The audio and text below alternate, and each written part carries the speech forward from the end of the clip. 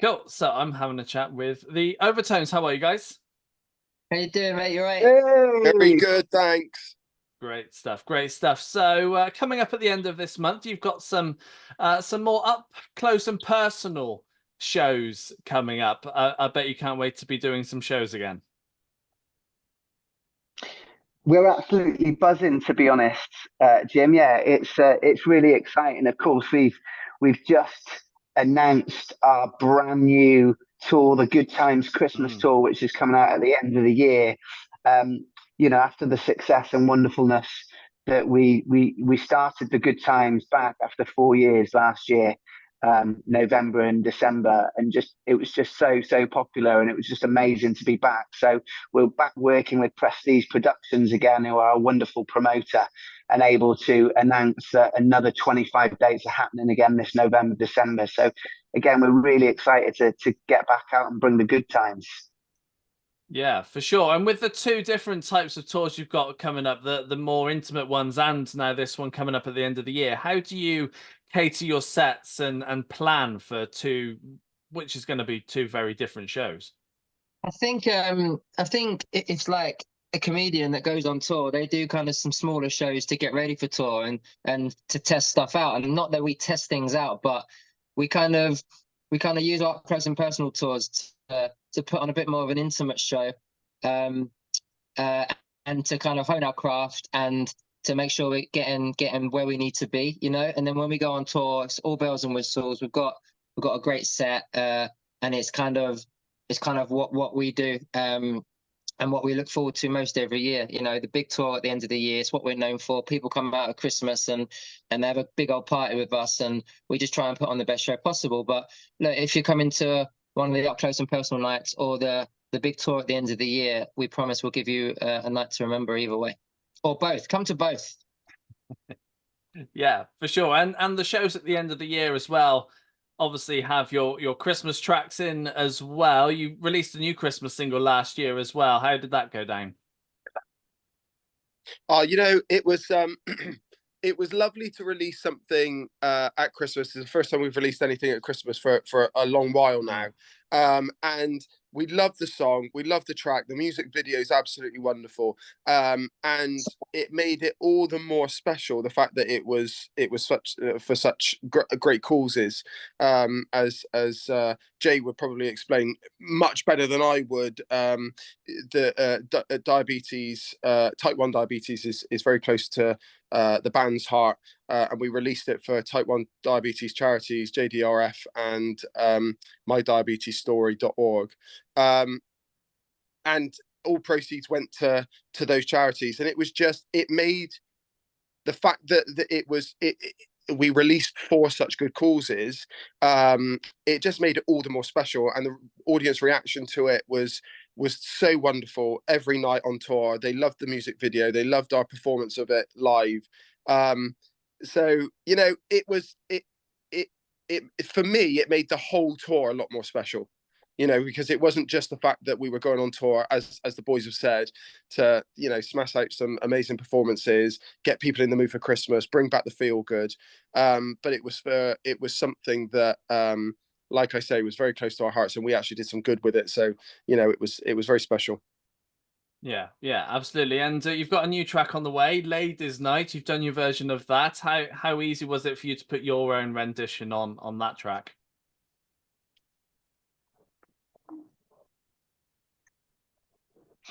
Do you know what? It's a track we love flipping up the old school tracks, especially the ones that have got so much feel good, right? And but it's always funny because whenever we sort of come to listening to a track, when you break it down, the old arrangements of songs are so much different to the more modern arrangements of songs. So it's really quite fun to get underneath the bonnet with these absolute classics and kind of like just reframe them and restructure them into creating an overtone sound around them. And I think that's something that, you know, with every love that people really enjoy by our versions of classics. And so it's always a fun situation to work with our team and Jules and Si, our producers, with those different types of things, and then come up that kind of just again elevates that energy that the original certainly has. So you know, especially when we're thinking about, as we always do, about how it goes down live.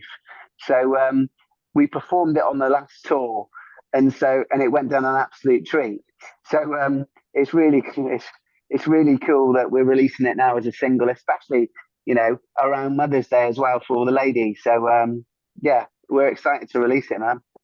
Yeah, for sure. And you've done many versions, your own versions of tracks over the years. So have you tried to put your own take on tracks that really haven't worked for you?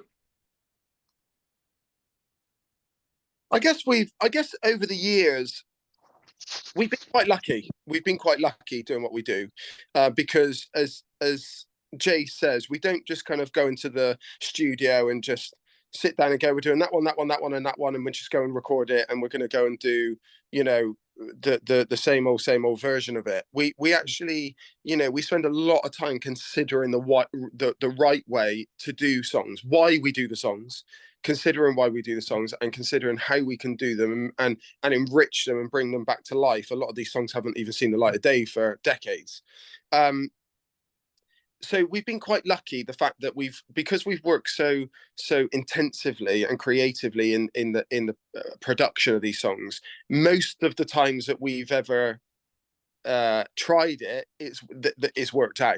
I think there's been maybe one or two occasions when we've done demos of songs and we've just kind of been like, oh, I mean, it's okay, but it's, you know, there's like the standard police, do you know what I mean, that you know, we sit down and does this nestle in what the work that we've already done for this album or this body of work or whatever. So I mean, Darren, I don't know if you can remember the ones that didn't work. There's only a couple, wasn't there? Wasn't there a? Oh, I can't even remember which ones they were. Like, but as I say, you know, you kind of. Which was that, Daz? Literally just two or three. I can't remember the exact ones, but to be honest, Yeah. I think they're ones that we may even come back to in the future. It's just the feeling in the room. It's what excites everyone, and sometimes it might not be that it hasn't worked. It's just that someone comes up with another idea, and you might be looking for an upbeat banger, and that's more in that vein. So there's different scenarios and situations, but it's like when you're writing a song, you get a feeling, you look around, and when you can see everyone's on board, you just run with it. But I tell you what, one of the great things on the flip side of that, like the completely opposite end of the scale, when a song gets thrown into the mix by one of the band members or one of the fans might suggest it or whatever, and then you go, oh God, that's not going to work for us. That's not going to be right. And then all of a sudden you're like, you give it a go and you've just created some sort of magic. You know, I remember Darren came in. We had this session where. We had this session where we sit down, we listen to tracks, and we discuss which tracks might end up on the next album, which ones we want to do, which ones we've always wanted to do, and it's kind of like a bit of a mass debate on which You can't say masturbate on radio. I'm so sorry. You were challenged, weren't you? You were told you got to get that word in. Oh my God, I wasn't, believe it or not. I actually let that one come out on its own. Wow. Did you mean to say master debate? Or I don't even know where you were going with that. Yeah, I wish that me and Jake came up with that idea, because that's something that we would do. I can promise you that that was all Mike. Mike's masturbating. That was brilliant. As I said it, I thought, oh my God, have I got away with this? I looked up at the boys and they were both smiling. I'm so sorry about that. So we have this big conversation about this masturbate. we all masturbate. Brilliant. Oh, I'm so sorry. Okay. So we have this big conversation about Steph, I'm so sorry. If we really get the song, we will masturbate. I'm going to be putting the uncut version on YouTube. They're not going to let me live this down. They're not going to let me live this down, Jim. I promise. You know if everyone's feeling the song because everyone's masturbating. Yeah. Oh God. Right. So this should be a huge viral moment. You know that. I'll go back. Right. So we end up getting into a room and having a big conversation about the possible songs that we might want to include in an album. And I remember one day Darren came into the room and he suggested Walking in the Air. You know, the old Snowman song. Yeah. And immediately we all just said, no, we're not interested in that. Move on to the next songs. You know, have a conversation about the other songs.